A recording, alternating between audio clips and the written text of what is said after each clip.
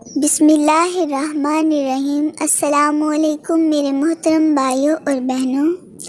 حضرت ابو ہریرہ رضی اللہ عنہ سے روایت ہے کہ نبی اکرم حضرت محمد صلی اللہ علیہ وآلہ وسلم نے فرمایا، اللہ تعالیٰ ہر رات آسمانی دنیا پر آتے ہیں جب آخری 1/3 رات باقی رہ جاتی ہے، پس وہ فرماتا ہے کوئی ہے مجھ سے دعا کرنے والا، میں اس کی دعا قبول کروں، کوئی ہے مانگنے والا، میں اسے دوں، کوئی ہے جو مجھ سے بخشش طلب کرے تو میں اسے بخش دوں۔ سنن ابی داؤد جلد 7 کتاب السنہ۔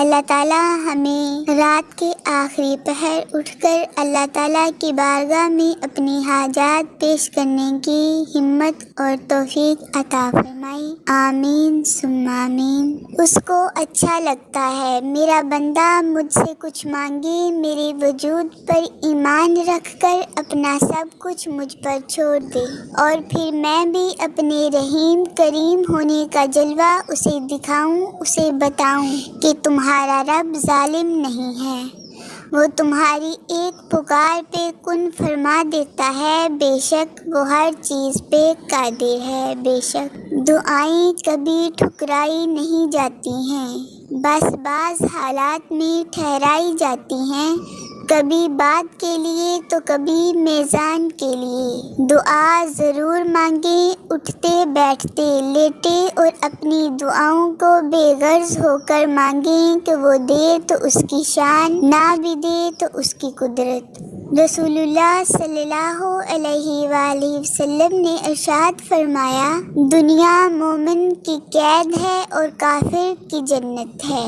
اے اللہ، ہمیں مانگنے کا سلیقہ نہیں آتا، پھر بھی ہر روز ہاتھ پھیلائے اس یقین کے ساتھ تجھ سے مانگتے ہیں کہ تیرے سوا ہماری دعاؤں کو قبول کرنے والا کوئی نہیں۔ اے مالک، ہماری ٹوٹی پھوٹی دعاؤں کو نہ دے، ہمارا تجھ پہ جو یقین کامل ہے اس کو دے، اور ہماری حاجتوں کو پورا کر دے۔ یا اللہ، میں نے اپنا ہر معاملہ اور اپنی فکر کو تیرے سپرد کیا۔ یا اللہ، مجھے اس چیز کی خوشخبری عطا کر دے جو دعا کی صورت میں نے تیری بارگاہ میں پیش کی ہیں، آمین ثم آمین یا رب العالمین۔